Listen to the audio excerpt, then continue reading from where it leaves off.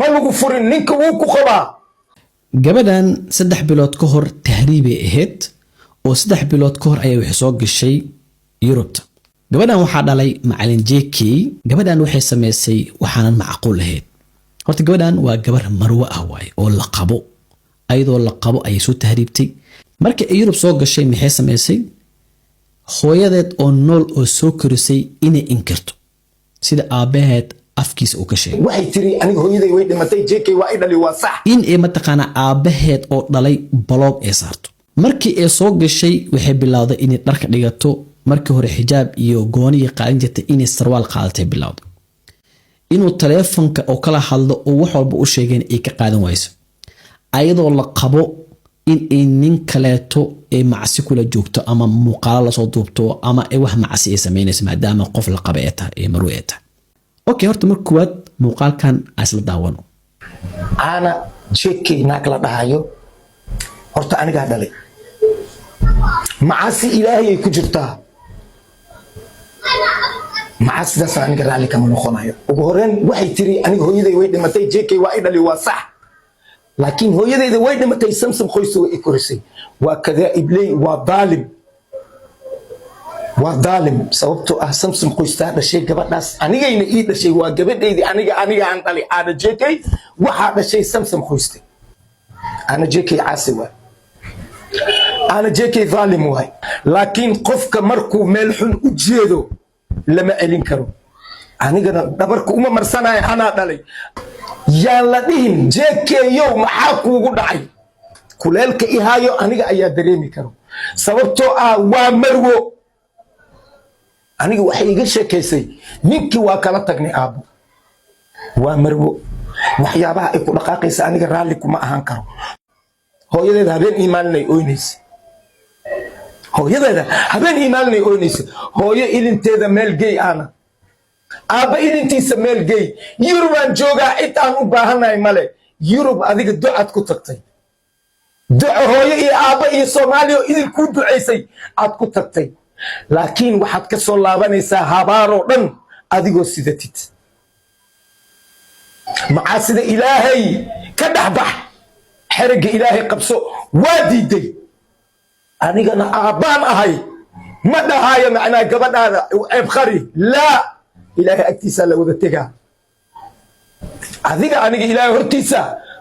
markii aan wada tagno ilaahay adiga igama tarjumaysid dambigeeda aan galay aniga ayaa lay haystaa awlaadayda qaladka ay galaan aniga ayaa lay haystaa adigana waxaa tiri Yurubaan joogaa cid aan u baahanahay male Yurub jannada ma ahan markii la gal aan laga soo bixin anaga iimaana laakiin wili adiga tuugsi ku jiro adigoo tuugsi ku jirtid macaasida ilaahay hadaa ku darsatid qiyaas xageed aaday ee umada ilaahay ha hodin ma lagu furin ninka wuu ku qabaa nahade aniga dartaada naar uma galay tayda ma ogi hadaa naar u gala ma ogi adiga dartaada uma galay laguma furin talaabada aad qaadayso ku xisaabtan naftaana laguma siinin meeshii lagu soo joogo ma ogi waalidkaaga waxa kaaga horeeya lagu yiri ninkaaga ma rabo ma noqonayso shalay ninkaas nasab ka dhalay adiga ii keenay nasab dhalay maanta ilaahay subxaana qaadir macnaa ilaahay baqdigiisa ugu hadlaa aana adigoon ku dhalay iyo asagoo maanta aniga aabba ileh asaga ayaa kaa sharaf fiican asaga ayaa eebis iyo wax walba aniga aan ku qabtaa u aamusaa wax walbana aadaab uu igula hadlaa laakiin adiga aadaab waa igula hadli weysay teeda kale cunugan yar meeshuu ka yimaado horta aniga ma aqaan asagana waan la hadlayaa fariinaan u diraa dhegayso yaysan kugu sirin qosolkaas naagtaan naag marwo ah haddaad ilaahay ka baqaysid in aad dhimanaysid aad ogtaa waalidkaaga ducaa ka dalbanaysid ka leexa naagtaan waa la qabaa marwo waay ka leexo hadday ku tiri waa lay furi waa been anigoo adeedeeda caddaynaya in la furin waa la qabaa ka leexo macsi ilaahay ka leexo naagtaan nin baa qabo nin baa ilaa iyo heerkaas soo gaarsiiyey ilaa iyo heerkaas ayada soo waday way dhacday weliba gurigiisay baabi'isay hantidiisay baabi'isay ninkaasi waa ku tiiray ii tacab beelay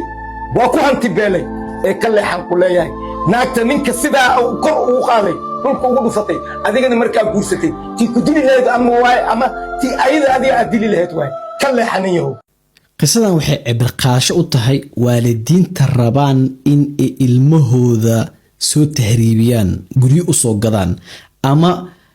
lacagtooda dhan kusoo qarash gareeyaan oo ayaga soo ceerteeyaan ama guri la'aan soo dhigaan ee Yurub inay keenaan ugu dambeyntiina qaniisyo wada noqdaan ama ee beerta galaan oo cabtooy noqdaan ama telefoonada ay ka dansadaan haddaba ogow ma ogeen hadhihin iyo niman fara badan oo rabaan in ay soo tahriibiyaan naagahooda naag aad qabto oo ku joogto Soomaaliya ama Afrika ku joogto ku dhaqmayso haddaa soo tahriibisid ogow marka Yurub soo gasho ama jidkintay soo marayso nin kale taajid ku soo marayo markii Yurub imaatana automatic ay iska furaysaa ama buuq ay ku gelinaysaa ugu dambeyntiina saas ay ku kala tagaysiin oo adiga ayaa soo qarash gareeyay nin aan lacag ku soo bixinin oo qurbaha joogo aa kugu raaxaysanayo macna waa faantaa umaynaa marka haddii aa hooyo tahay ama aaba tahay qofka aad soo diraysid ama maalkaaga aad ku beelaysid waa inaa ogaataa